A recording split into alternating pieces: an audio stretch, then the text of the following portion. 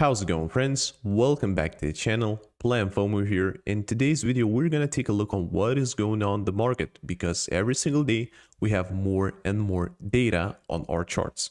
So let's jump straight into the charts and let's do a quick market update on what is going on with Bitcoin, what is going on with Ethereum, what are my next target points on the Bitcoin and Ethereum.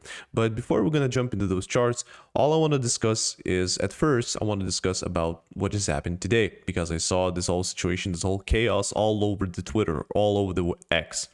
So today we saw an instant crash on some of those altcoins that are listed on Binance, like ACT, negative 60% drawdown, or to be more accurate, let's just say right now, negative 73% drawdown, which is absolutely crazy. That is why I'm investing in those big dogs.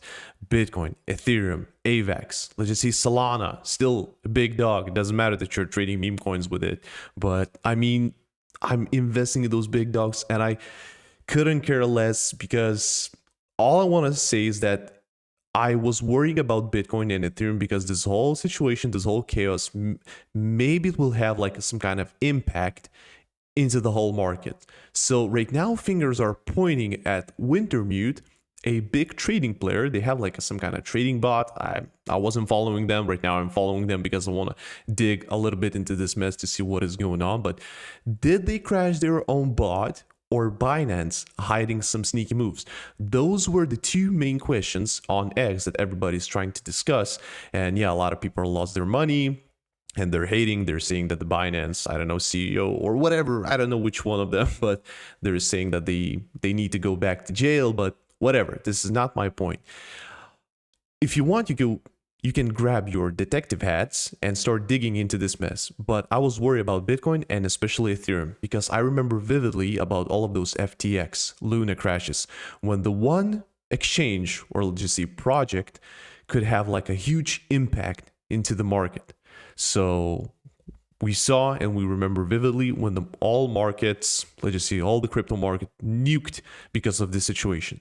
So this stupid chaos did not hit the big dogs. But of course, according to Twitter, when you start reading, so it was just like a big of a deal. But according to the market, Bitcoin and Ethereum look steady.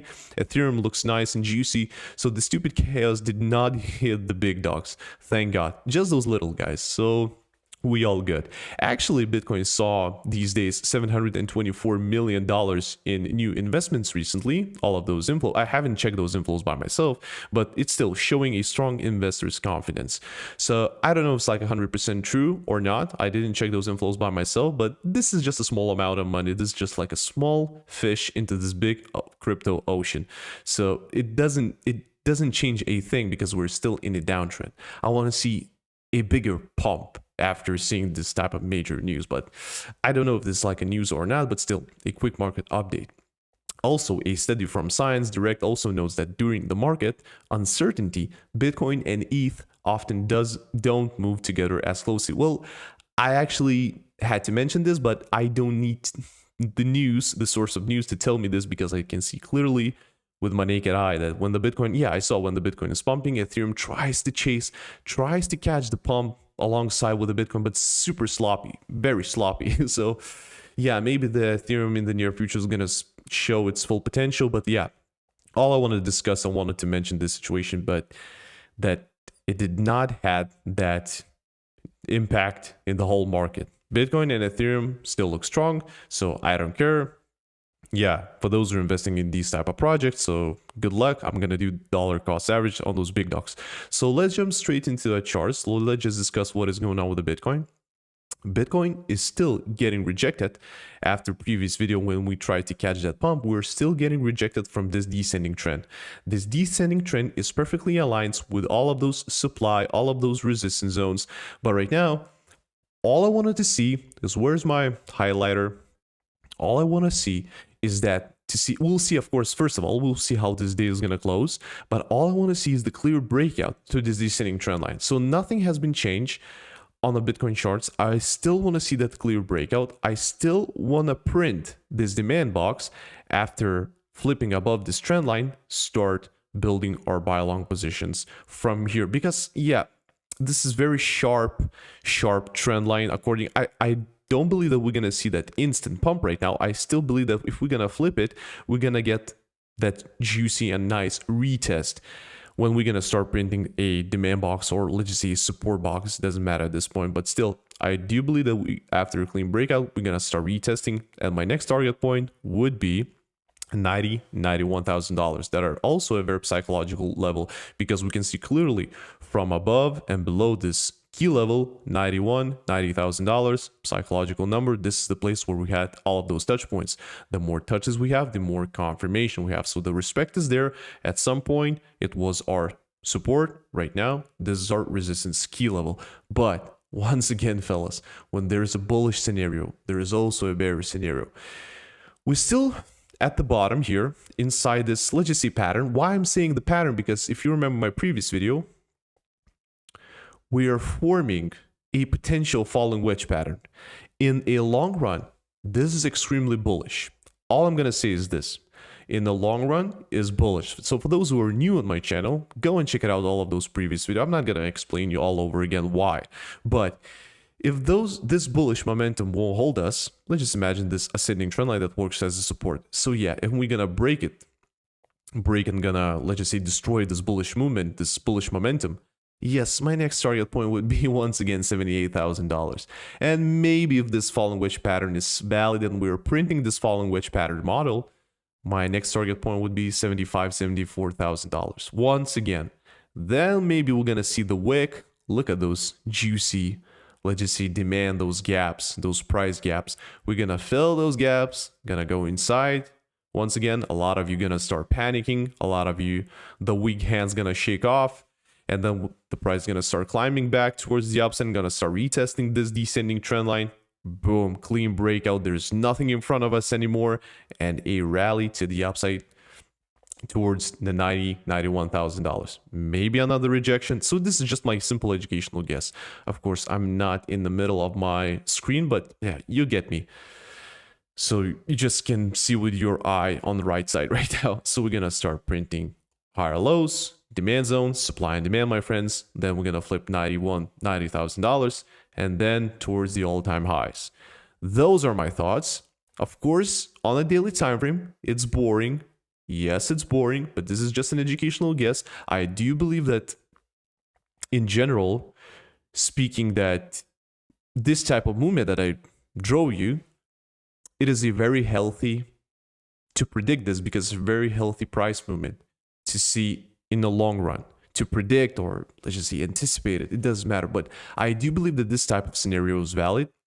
So, but still, right now, when there's a bullish scenario, there's a bearish scenario. So right now we have to be mentally prepared to all of those scenarios. Here, once again, I'm going to draw you in the middle right now, in the middle of the screen.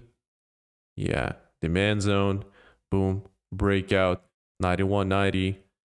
And yeah, this type of movement, this boring movement, seems like a very healthy price prediction. I'm going to call it that. A very healthy to predict this type of movement. And yeah, that is pretty much it on the Bitcoin. Of course, on the daily time frame, pretty much, yeah, that's pretty much it on the Bitcoin, because I do believe we're going to get more and more data. We're going to jump on the lower time frame, because I couldn't see right now clearly, and I couldn't catch this pump because I saw first on Ethereum. I'm going to show you on Ethereum what is going on. So only on the 4-hour time frame. Of course, for those who are trading on the lower time frame, you can always jump on the lower time frame and start building your buy long position. That's what we saw right now. So I posted this on my Telegram channel, of course, on my Discord whale room, most definitely as well. So I saw that we formed after this impulsive movement. Of course, not that accurate demand box, but I still drew this demand box because, let's just say, to anticipate if there's going to be some kind of fake out. Sorry for that. So after printing this impulsive movement, the price went to the downside. We're trying to shift from a bearish market structure into the bullish. Where's my highlighter? We're trying to shift from a bearish into the bullish market structure. Let's just say changing the whole character, as you like to say. And right now, we're retesting and still creating higher lows, higher lows, higher lows. So let's just say my first target point has been reached. Right now, Ethereum's mission to start reaching that second target point. Of course, just bear with me. We need to break this descending trend line that works as a resistance, and then to go towards $2,000, 2.1K. But all I wanted to say, I don't like this candle. This candle identifies that we have a lot of resistance in front of us. So there's a huge battle between bulls and bears. And yeah, so that is pretty much it. My first target point has been reached for those who took this buy long position. If you're trading with a high leverage, secure gains, I don't care. I need to mention this. And of course, in general, nothing in here is financial advice at the end of the day. So, but all I wanted to say in this video, I want to give you a huge applause to everyone, let's just say to everyone who's watching this, because a lot of people are leaving the crypto market. They're leaving the crypto market because the market is boring. There's nothing euphoric here. We don't see those massive pumps. We only see dumps. Yeah, on those altcoins, we only see those dumps. So I want to give you a huge applause that you're watching this during this boring, stupid, boring market. So thank you guys for watching, actually. And yeah, so once again, I want to repeat myself that, yeah, and to remind you guys that Bitcoin needs to see that clean breakout, rally to the upside, or if we're going to see another rejection, we're going to start, most definitely, we're going to start building our buy long position from the bottom of this pattern that we're trying to anticipate. So this is just like potential falling wedge pattern that we're going to try to build our buy long position from here. Yeah, Ethereum. Yeah, we'll see how the Ethereum is going to go, but I see that I'm trying to shift from a bearish into the bullish. But right now, after reaching my first target point, there's a lot of, let's just say, leaves me to question myself that are we going to be able to break through this descending trend line? So this is my main question, but I do believe that the Ethereum is going to start, let's just say, where's my highlighter once again, it's going to start squeezing and compressing in some kind of, let's just say, higher lows, some kind of triangle pattern. And we're going to see if we're going to dump or we're going to pump. So I believe that we're going to start seeing that boring consolidation. Also, nevertheless, I need to remind you guys that we try to predict that every single time, I mean most of the time, February and March is gonna be the most bullish months for the Ethereum. All I'm gonna discuss about Ethereum, because we try to analyze during, let's just say, 10 videos before, we try to predict that those months, February and March, is gonna be the most bullish months, the green ones. But right now, yeah, we saw the red months, we saw the market crash and everything. But right now, without looking at those previous 2018 bear markets, all of those red months, don't look at this, don't look at those months, but look at every single, let's just say, every single other year, 2020, 2021, 2022, 3, 24, every single time when we see 3 red months in a row, we followed by a green month, by a bullish month. So that is why everyone is tweeting not like April, but April, or I don't know how to pronounce this slang. So the odds right now in our favor. So that is why I'm trying to think bullish once again. So that is why I'm trying to be bullish once again, because the odds right now in my favor, like trying to combine and attach all of those fundamental analysis, let's just say psychological analysis, technical analysis, when everyone is like, we're bearish 3 months in a row. So right now, maybe there's a time for us to start flipping and start printing bullish momentum and start flipping from a bearish into the bullish market structure. So these are my thoughts, simple thoughts. Take it or leave it. Comment down below if you agree with me, if you disagree with me. Subscribe to the channel, and yeah, this is all I have for today. And yeah, peace out. I'm gonna see you next one.